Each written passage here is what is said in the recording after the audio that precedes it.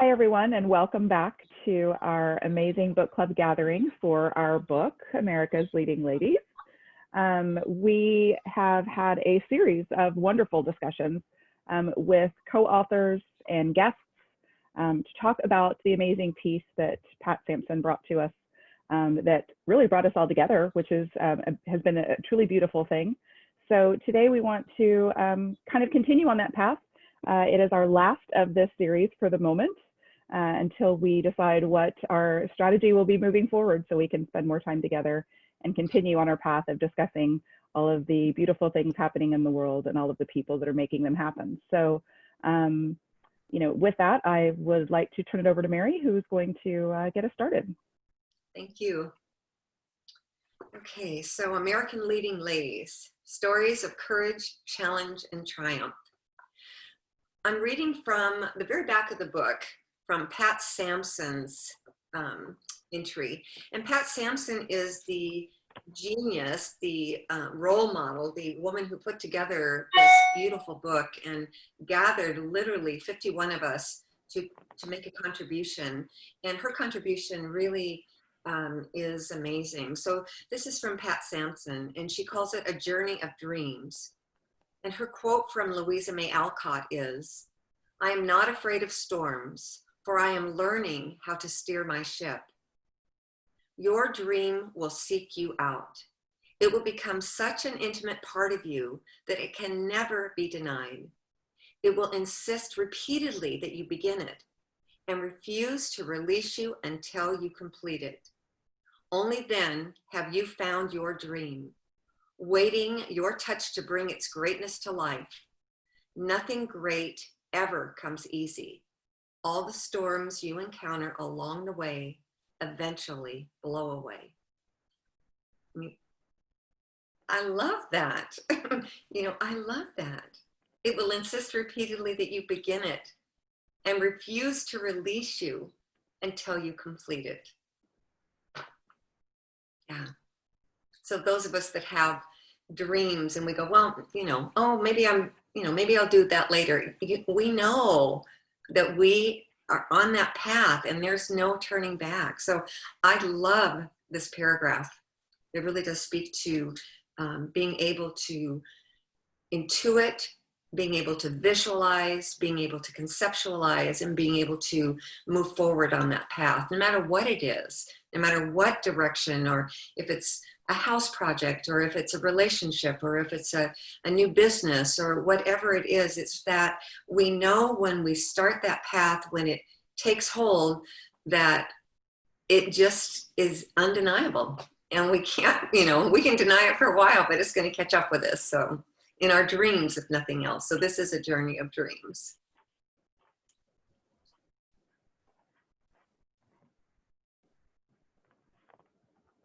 So anyone want to speak to something that they know that they've had to embark on and have not been able to turn away from because it's just part of the inevitable path?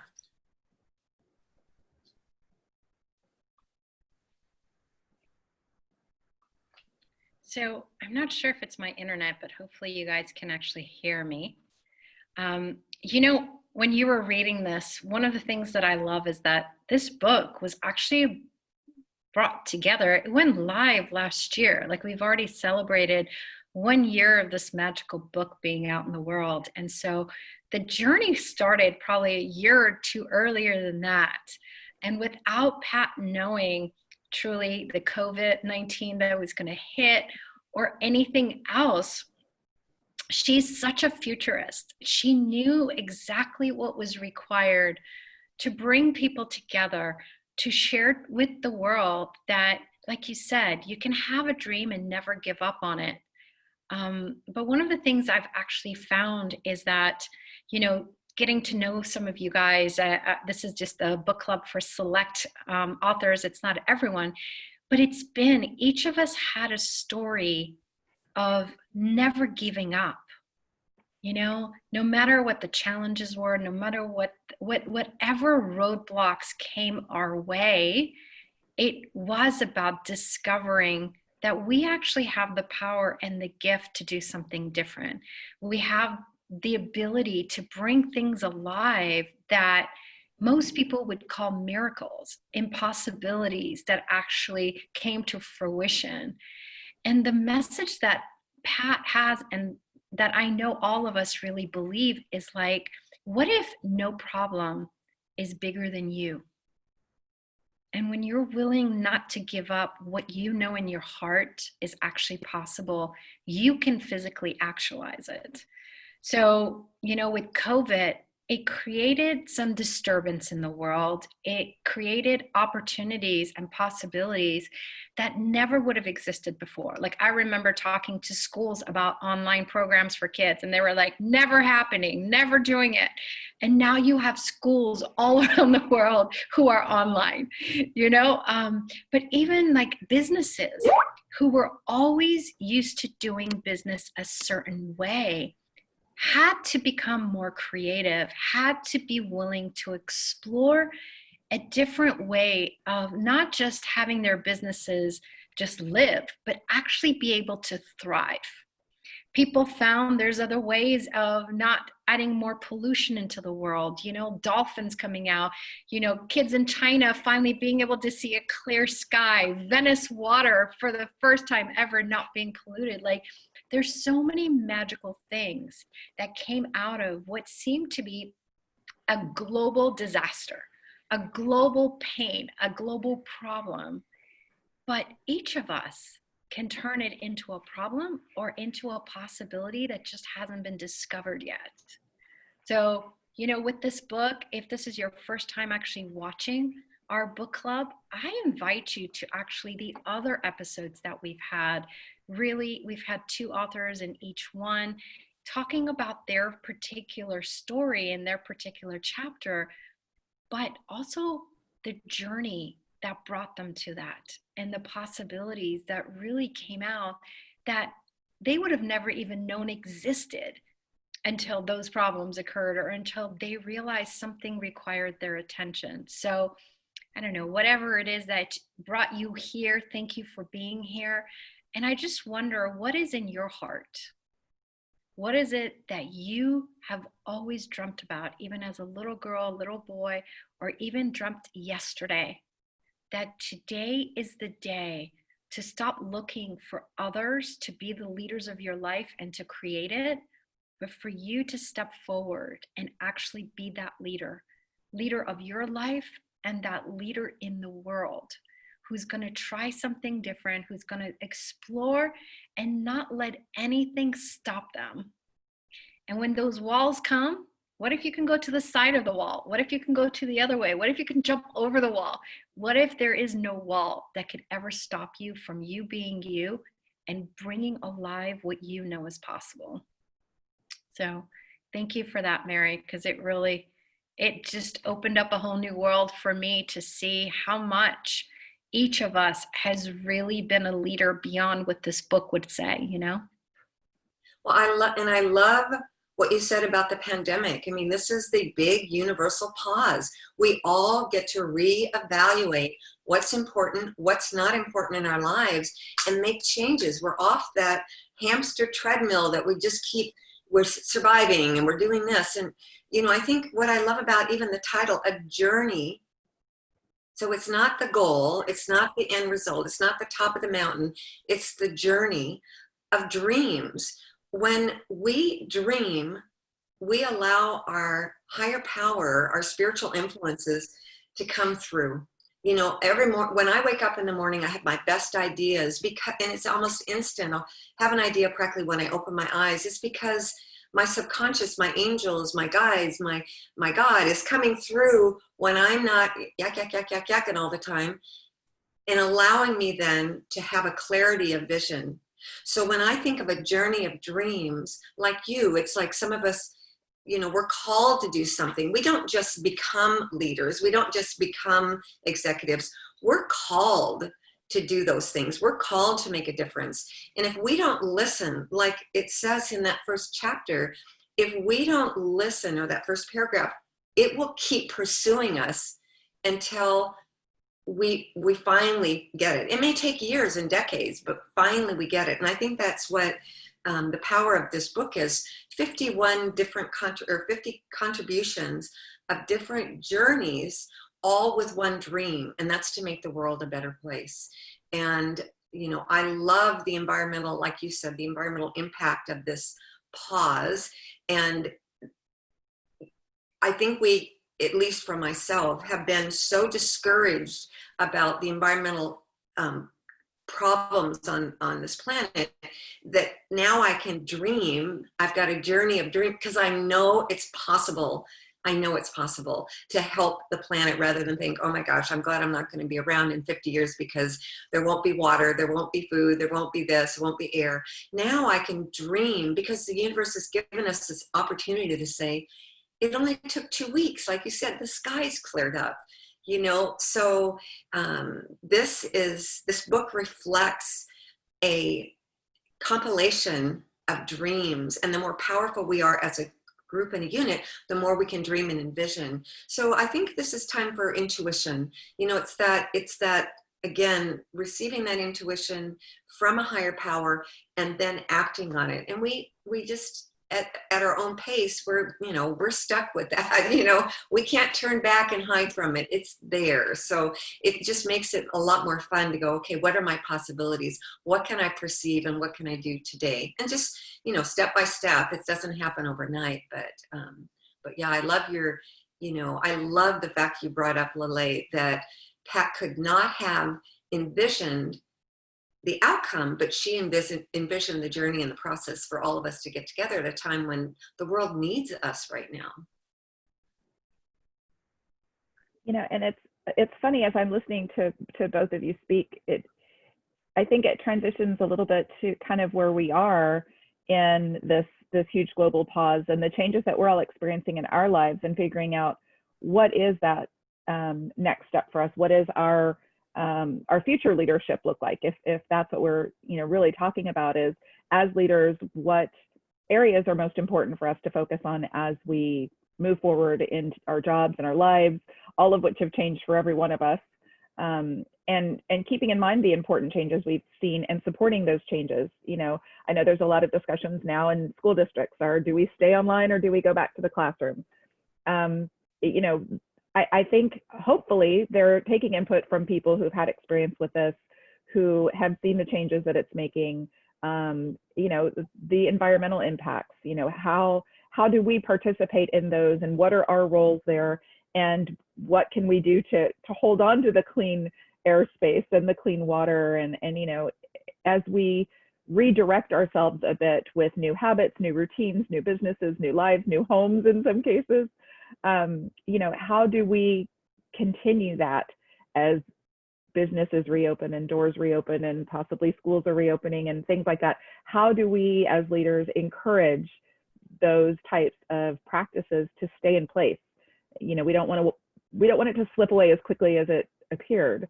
And I think that's, you know, some of the concern as we're all in different phases of reopening, depending on where you live and you know, what measures are taking place in your hometown or where your businesses are. You know, do we need to change the way we do things? Do we need to look in the mirror and say, okay, of all of the things that have worked, what's worked best for me, and what can I share with others that is working well and help it work well for them?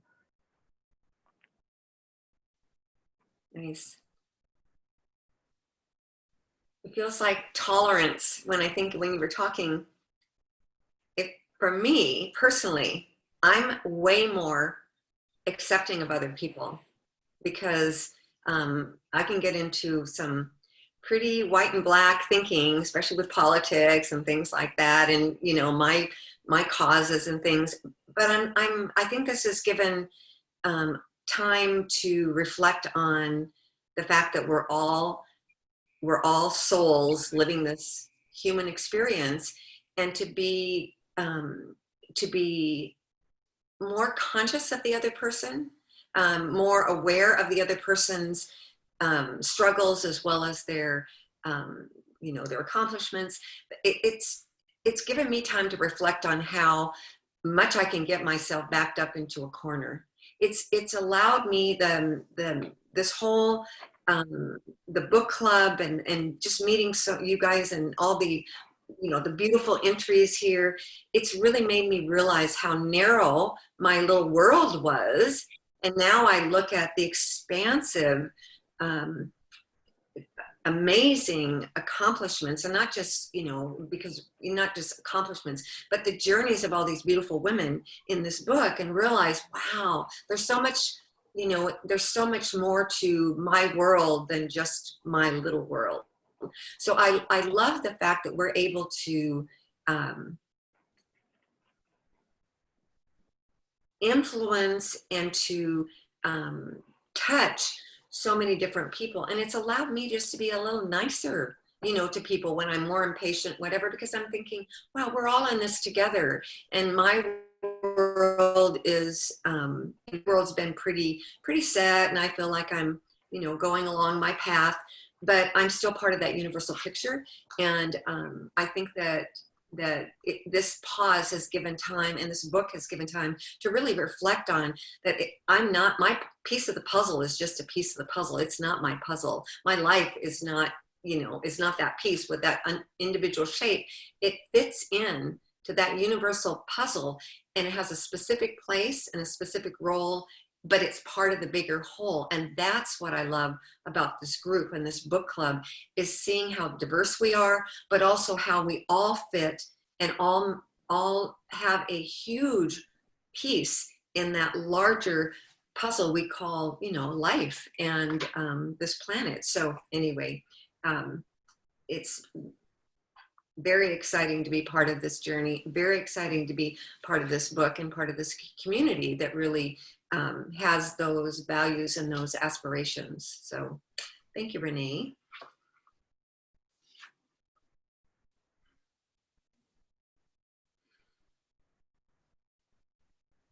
Should we read another little section here, get inspired? Someone else want to read one of her paragraphs here?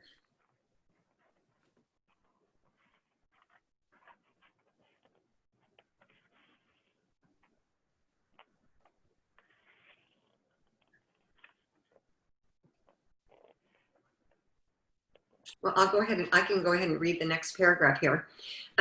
So sail, let's see here. When the waters of circumstances come swirling about, jostling you to and fro, throwing you off balance and threatening to sweep you beneath its icy currents, it's time to ride the tide. The tide is not unfriendly, for it is responsive to the heavens itself as it surges towards its destination. Its breakers cannot be swept backward and subdued, any more than life itself can be captured and bottled. As we sail emotional seas, fight mental battles, and make spiritual progress, and be warned to turn back by travelers who believe the voyage impossible. Oops, that didn't make sense the way I read it. Anyway, its breakers cannot be swept backward and subdued, any more than life can be captured and bottled. This is as we sail emotional seas, fight mental battles, and make spiritual progress, and warned back by travelers who believe the voyage impossible. So again, it is time to ride the tide. So I think that just speaks to what you guys were saying, and that is, it's hard sometimes. Business is tough, economics is tough, paying the bills are tough, the evictions that are going to probably happen because of COVID, tough. All the aspects of business and running an organization can be challenging, but it's not impossible. And I think that's what you were saying, Lily. It's not impossible. We have to look at this as just part of what we took on. We don't take on like parenting and think that our kids are always going to be perfect. We don't take on a house and think, oh, well, it has to have repairs. It's all part of the process. So, I think Pat's really right when she said, we just have to ride the tide. And that's kind of where we are right now with this pandemic, is riding through this tide, but also, looking at the challenges and seeing what can be shifted in order to make that ride a little bit smoother. So Mary, I just wanted to say something to the point. humanity has come out in a very big way. And I see this in restaurants too. When I've been to a restaurant recently and we were just carrying takeout, and the owner was telling us, the owner of the restaurant, he has obviously rented his space, and the real estate person who owns his property said he cut his monthly rental bill in half. So his monthly rental was $40,000, and he cut it to $20,000 for like over 6 months. And he said just because of that, he's been able to, stay. And he says otherwise he would have just have to close down his restaurant. So in this, and this is just one story, but there are a lot of stories where humanity has come out in a very big way. As you said, we learn to see, look at one another through compassion, to say, what if, it's not everything about the business has to be so many millions of dollars profitable, but see, how can I make a difference, especially in a time like this, in the pandemic, where, there's so much of mental stress each one's going through. And here for, the owner of the restaurant to say, oh, I can stay open, I've got a breather. Mm-hmm. So I think that was... Yeah, that reminds me, Lancia, what you're saying about a lot of the conversations that I've been having with the friends and things about our consciousness of exactly that. We're like, now that you heard that story from that restaurant owner and what his experience is, you're likely to go back to that restaurant sooner, maybe not because the food's even as great as you'd like it to be, but because of the story, and you want to support that owner and that property owner. There's two people kind of being supported by your efforts there now that you're aware of and you're in touch with. And I think that's been an interesting transition for us during this time. And I'm seeing it a lot with friends. And we've been talking about it openly. Which businesses do you want to support right now? We're all looking at our budgets differently. We're all holding on to our dollars a little bit differently, spending more cautiously because we have, less income coming in, or because certain businesses that we're used to working with are closed, or we're just more aware. I mean, I know there's been, a lot of criticism of which companies have taken governmental loans and which companies have not, and which small businesses need help and things like that. And I think we're just paying attention in a different way because we have the time to stop and think about it instead of just always being in that reaction type of position where you're just running out and grabbing something to eat. Now I think we stop and think, okay, if I'm going to go out of my home and put myself in that position to eat somewhere else and spend my dollars, where am I going to do that? It's almost like I ask myself, I know personally I do, and I'm hearing it with my friends, who is worthy of me stepping out of my home and venturing into their establishment? Are they keeping it clean enough? Are they supporting the community? Are they, in line with my way of thinking? We're looking at those things differently than we used to. And I think it's great. I think we should be conscious of those types of things. We've seen communities rally around some small businesses. When the restaurant owner said, I don't know if I'm going to make it another month, people are calling friends and saying, hey, it's only a chicken wing place or whatever. It's nothing fancy, but don't you need to spend a couple dollars here to support this small local business and keep them in our community because we want them here? They're suddenly important in a different way, not just out of convenience, but out of that communal concern. We care for each other. We want you to do well. We want you to survive this pandemic, both as a human being and as a local business and as a member of the community, or on a grander scale, where we're spending our dollars with larger corporations. Some corporations have done things we like. Some corporations have done things we don't like. Does that change our spending? Does that change our way of thinking? And I think it's been an exciting thing. And I think for that restaurant owner in your town to see people rally around them changes the way they do business as well. They're probably more likely at the end of all this to donate to the local Cub Scouts or to the team that needs shirts or caps, you know, as many small restaurants often sponsor small local teams or camps for kids or things, they're going to be more apt to do that coming out of this if the community rallied around them. And then the cycle continues. You're more apt to continue supporting them because you like the fact that they helped the small team in town, you know, and I think it's a really nice transition that we're seeing. It's kind of going back to the way it was maybe when our parents, you know, had young families. They didn't eat out all the time. They thought about where they were going to eat out and they made a conscious decision. It wasn't just what's the closest, quickest, and on my route to wherever it is I'm running from A to B. They literally said, where do I want to be? And I think that's kind of what we're doing now. Who do I want to be spending my time, my energy with and for and on? You know, who do I want to spend my money, my efforts in stepping out of my home and into their establishment? Who do I trust with that?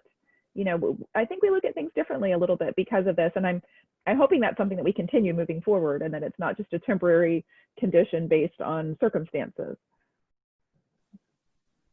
That was so beautifully said, Renee. And it is, it's like, you know, I was in the earthquake in California in '94 when we had one of the largest earthquakes that hit. And sometimes it is through tragedy, through difficulty, that you really get people to let go of their shell and their true kindness, compassion, caring, and their ability to be more aware and conscious actually shine through. And one of the things that I've seen, you know, we talk a lot about the problems of COVID. I just keep highlighting also the magic and the new opportunities and possibilities that have come up. I have seen more entrepreneurs, stay-at-home moms that before sewing was not a big deal. It wasn't something people wanted to do. But now they were able to immediately create masks where there was no mask. They were able to, you know, they got to put their skills and be valued for it. And I have seen more people come and now start their own business. Some of them are starting it, you know, kind of small in their home and they're just kind of the word of mouth. But others who have been so kind of waiting and to see when they want their business to actually shine and be visible to others are making it more visible now. They're willing to pay taxes, you know? So I also believe there's a surge of what happens in trauma moments is, like you said, people coming together and highlighting these magical things, you know, that are part of us that have been kind of hiding in this little hole here, you know, and now it's time for them to be more visible and to be highlighted, you know? So yeah, what else is possible? Like I get so excited because I'm such an entrepreneur. I love empowering people. I work with kids. I work with, you know, stay-at-home moms. I work with executives. I work with a little bit of everybody. And it's always like those unexpected moments that they get to become more of them and shine. And so there's been a lot of crazy things with COVID, but I'm also very grateful to a lot of the magic and the gift of COVID too. And Lancia, thank you. Thank you, Lele. Also, Lancia, I have to tell you that, you know, I haven't gotten takeout once. I mean, I don't get takeout anyway, but now that you say that, I think I will. I like Thai food. I could go down and support the local restaurants. So you're sharing with me and us, you know, that also brings an awareness to, you know, not just, oh, I want to stay out the stores so I don't get exposed, but also that we, you know, we need to support our local businesses. So you're bringing that up again, just the ripple effect. So thank you for sharing that, which is really nice. I have a confession. I love to try new cuisine. So I'm always, that's a normal part of my life. Like we're always discussing, oh, where should we go and try? What's the new place? And so we're always trying. My brother always says, why do you have to? I said, I just like to try new food.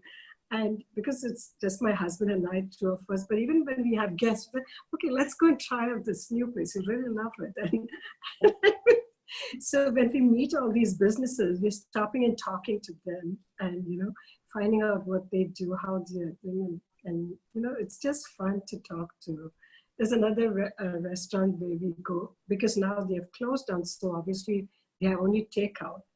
So what they're doing is, even though we go and buy food from them, they in turn are providing food to the shelter, or to people who are homeless or who've gone through a difficult time. So they are not only, we are not only supporting them, but they in turn are supporting others. So I thought that was so beautiful. And just talking to them, you find out all their stories, and that's it. It's amazing how this has brought out really true humanity. I mean, there are exceptions, but the core is that it takes a village to raise a child. We're all in this together. We're not just separate entities. It's like we all play a big part of that. And what you're saying is so beautiful. You're giving to them and they're giving, to another bigger picture. So I think we'd be blind if we didn't see the human connection in this, this pandemic. I mean, again, it's just such a nice time to reflect on what's really important. And what's really important is the giving and receiving, and the ability to see the bigger picture and to contribute and to make a difference. So thank you, Lancia, for sharing that story. And yeah, when this pandemic's over, I want to come visit you so we can go eat. I like to eat. Come down, come to Virginia. Okay, good. We'll just go every day. We'll go to a new restaurant. I'll stay for a week, and then we can hit all the restaurants. We should all come as a group. We should all go to Lancia's house. Yeah, that would be lovely. Wonderful. I wonder if anyone has any questions. So you guys watching this, it's about you. And is there anything that you'd like to learn more about, or do you have any questions from our conversation so far?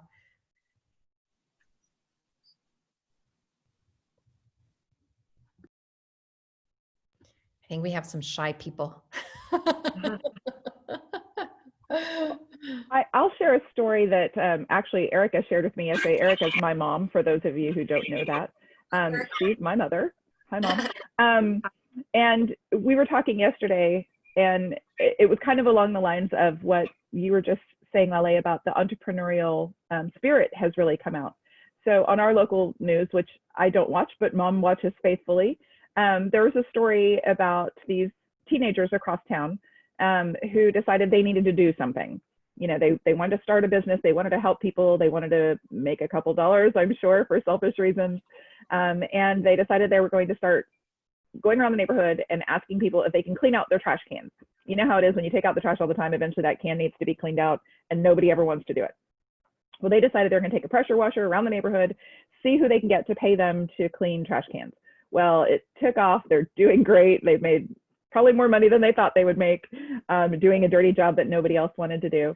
And because of that, they're actually spreading their small business to different communities. They're trying to get other teenagers involved who are willing to get out there and get a little dirty and get a little sweaty, because it's summertime in Texas, and it is fully summertime in Texas. We are quite hot right now.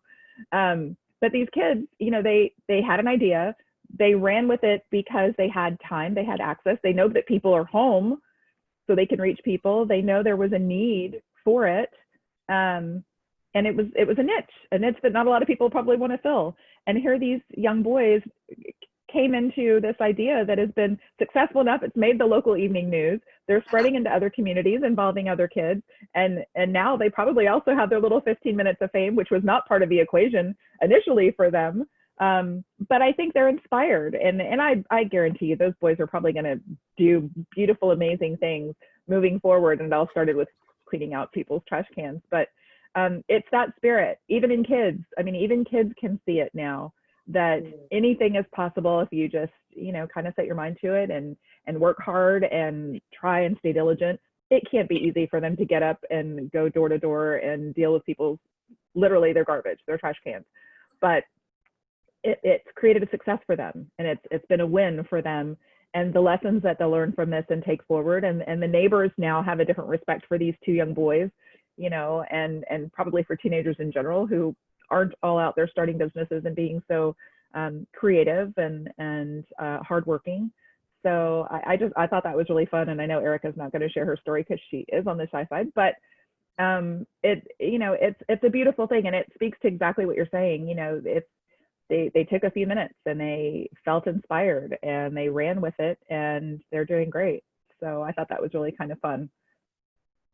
That is such a great story, Renee. I just love it. Great story. I actually met with someone here earlier today. He's very influential in Portugal. And I was asking him his story of like, what inspired you to create these businesses? And he's actually a doctor.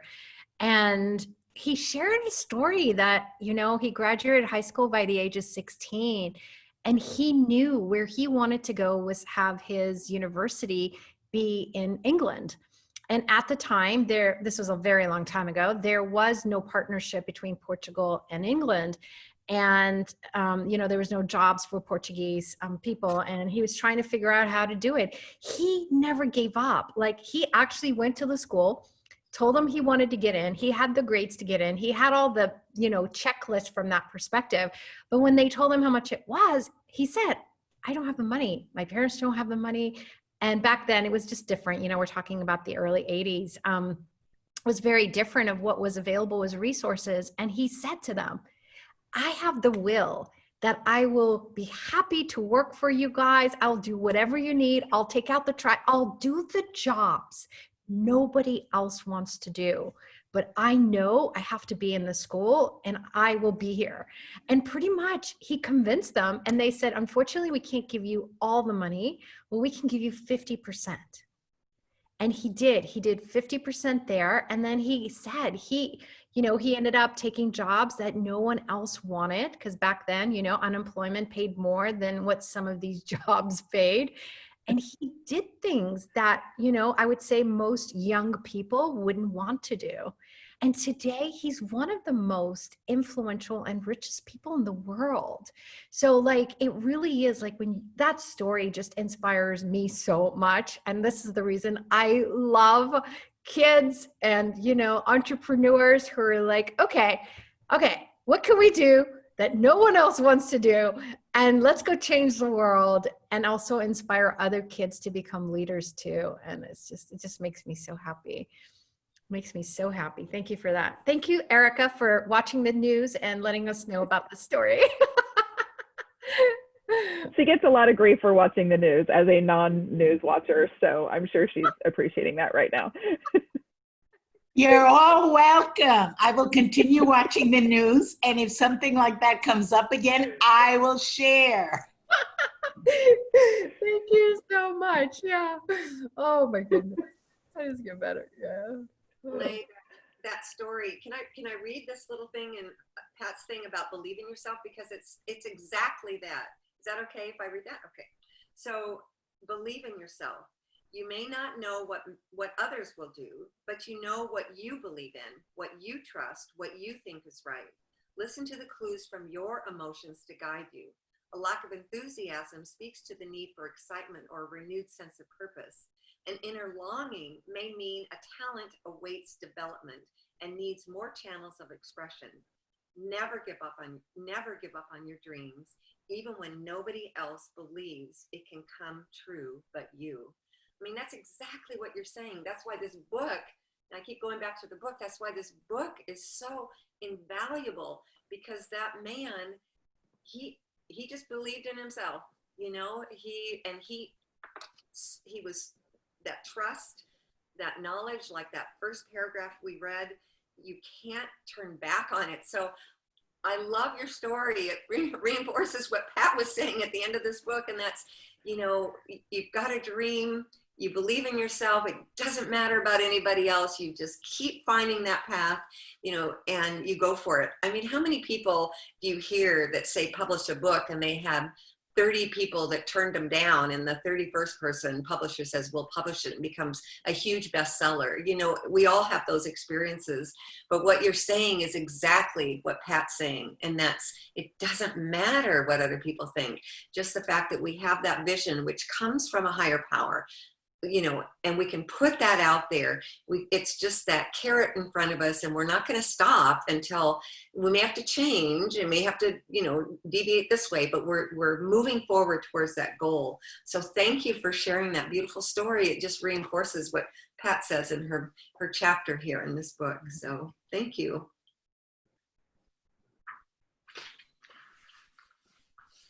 Yeah, there are days when I actually think, some days obviously are smoother and easier than others, and we have those more stressful days. But there are moments when I really just feel like whatever it is that I'm processing or thinking through or maybe struggling with a little bit, I often think maybe I should just flip through the book for a few minutes and find that section that kind of tells me how to reorganize my thinking a little bit. On those days where you maybe aren't believing in yourself the same way, read that chapter. On the day that you're struggling a little bit, read the other chapter. It's kind of funny, but I almost want to go through and put like little sticky notes through all these things and say, okay, this is for when I'm angry. This is for when I'm frustrated. This is for when I'm in self-doubt, and just have like those little resources to go back and say, okay, I need someone else's words to kind of push me through this moment. And I don't know where to find them. They're here somewhere. Someone has put them in here already. And, a lot of what we've talked about is our stories and Pat's information, but the information from a lot of the other co-authors in this book too, that, have not been present in these gatherings, but are very present in this book. They share their stories, they talk about their difficulties, and how they overcame them and how they, move forward after overcoming them and where they are today, in part because of those challenges and struggles. So, it's really kind of interesting that from whatever angle you take it, even COVID, and this book had no intention of ever having an impact on COVID because it didn't know anything about it when it came to pass. But here we are, and it speaks to exactly what we're experiencing today with, a global pandemic, and little messages and little sections of this book just speak to everything that we're experiencing. And it just kind of continues to amaze me when I have those little moments of whatever's going on in my world, that it reminds me someone else has been there. It reminds me someone else is probably there right now, and I'm not going through it alone, even though you feel like you are. And there's something in there that'll change your thinking enough to make you kind of go, okay, it's not as bad as I thought it was today. I'm just having a moment, and here's something to help me kind of get through it. So, it's funny how every time one of us says something, there is something in the book that directly relates to that. Absolutely. I would like, for myself, I need to put a subtitle under here: America's Leading Ladies, Stop Whining. It's like, stop, That's awesome. Stop whining. That's why I don't like whiny kids, because I have a mirror right there. It's like you can't get your way whining through life all the time. And I just, just that knowing there are 50 women in this book who are so, following their dreams and so accomplished, I'm going, yeah, get over yourself, so I love that idea, just looking at some of the titles, Let Love In, your title, Renee, and your book is wonderful. Mastering Public Speaking, Think, Our Children, Our Future. I mean, honest to God, stop whining, Mary Clement, so I don't know why Pat didn't put that on the front of the book, or the back of the book, so it is, this is a great reminder, if nothing else, even just sitting on the coffee table, just going by going, you know what, other women are your sisters, that we are all in this together, and the power of just being part of this collective is amazing. And I love your idea, Renee. I'm going to do that when I have, feel like, oh, poor me. I'm going to go back and just pick this up, and how you randomly open it and it tells you exactly what you need to know. So I don't know if anybody wrote a chapter on whining, but I will find it. So I too love your idea, Renee. I was just going to say, sometimes you're just, you get caught up in your mind, and then it's going out of control, right? And then you just pick up something and it just brings you back, to, so I like your idea about just going back. Oh yeah, someone else who's gone through this and feeling the same. Well, and sometimes, we get in our own heads about something that the next day probably seems really trivial, but at the moment it doesn't.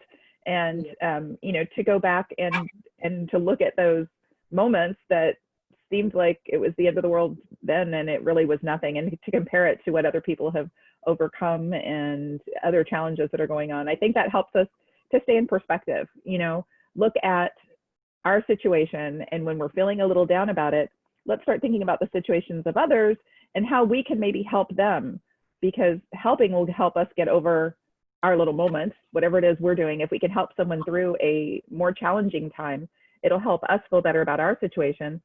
But also it reminds us that ours is small in the grand scheme of things. You know, we all have our challenges, but they're you just have to believe in yourself to overcome them, and they're temporary. They're always temporary.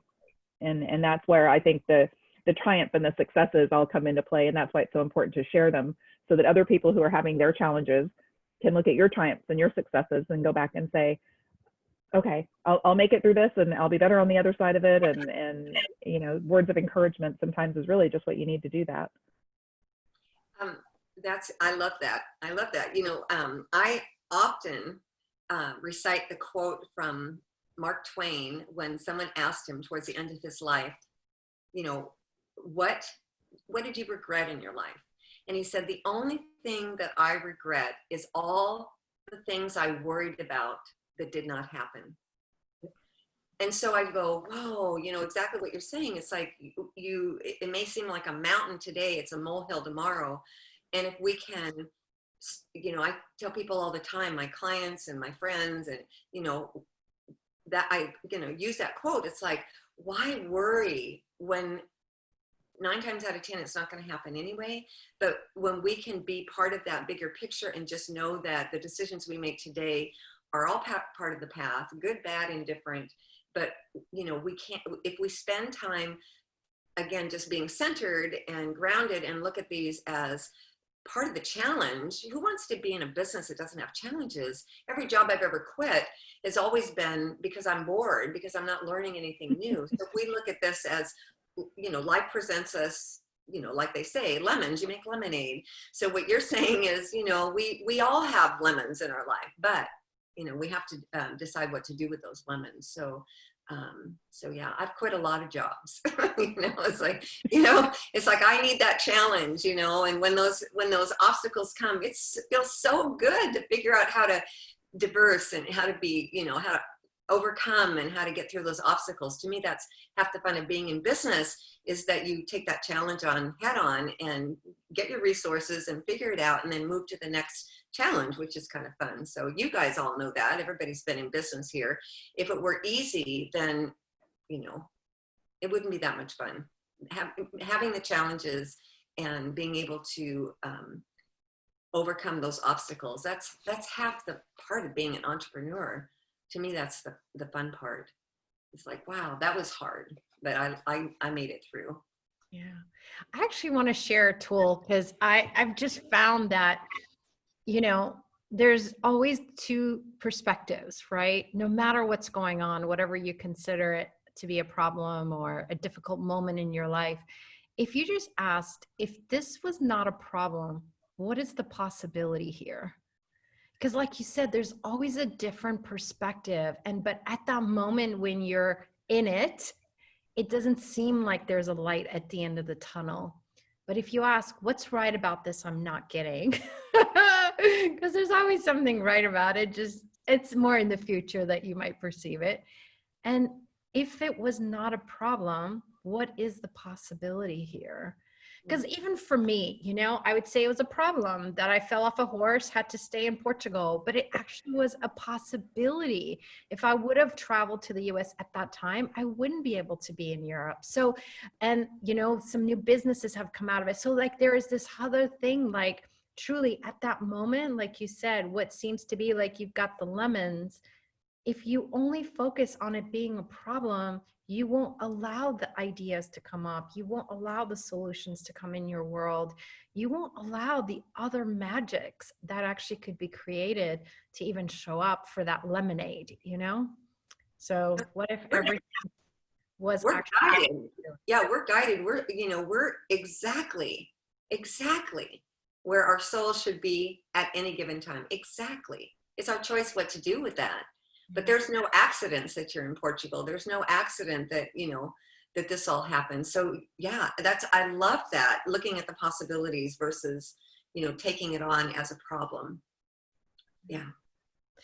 Wow, Nice. ladies, this book club, it's come to an end now. I'm so excited for what else is possible after this. But what a journey, like you said, this whole thing about Pat and that last piece in the book as well. And anybody else want to share anything for our people that are watching this in the future?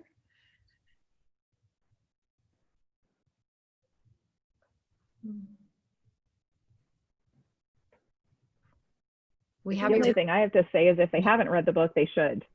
That's what I would say. I mean, that might be a little bit selfish on my part. I would love to see them all read the book. The conversations are great, but they stem from the book. And I think that's a big part of it. You know, there's just so much here. And it's the thing I love about it. And I think this speaks to a lot of people too. It's not the kind of book that you have to pick up and read cover to cover. It's just not. A lot of people say, oh, I don't have time for a book. I have too much going on. This isn't that kind of book. It's a book that you can pick up and, you know, read a chapter today, read a chapter tomorrow, put it away and read a chapter next week or next month. But I think every chapter you read will speak to you, which is the beauty of it. And in all of Pat's pieces throughout the book, which are, you know, she has a chapter in the beginning and the end, and a few pieces just throughout that sometimes it's just what you needed on that day that you read it. You just didn't know it. So if you haven't read the book, but you've enjoyed these conversations, I say get the book, read the book. You know, we're all here, and we created this gathering to reach out to each other and to the community that this book has created. And I think that one of the parts of the book that I love so much is that it fosters community, which literally is what my chapter is about. I'm not saying that to be self-serving, but every chapter gives you information as to how you can reach out to that person if what they said spoke to you, and how you can find resources through that person if if the service they provide is something that you need or want to know more about. So I think that's you know, kind of my parting words would be, get the book if you don't have it. You know, read the book, spend a little time with it, and go back and visit it every once in a while if you've read it already, because I think there's more to gain every time you open it up. I love that, Renee, that you talk about community, because I think what I love about this is what you're saying, and that is it's a sense of community during a time that could be very isolating. And, you know, we need community. We need to know that, even though, you know, I don't know these women in here. I mean, I know you guys through the Zoom meetings, but I know you, and I know this community. And it's the concentric circles that kind of, you know, keep going out and out from this community. So when if you use, like you said, this book as a tool, it's that sense of, oh wow, look at what these women are doing in the world, and I feel a part of their journey, just because, not because I'm in the book, but because I can relate to the journey that each one of them has taken on.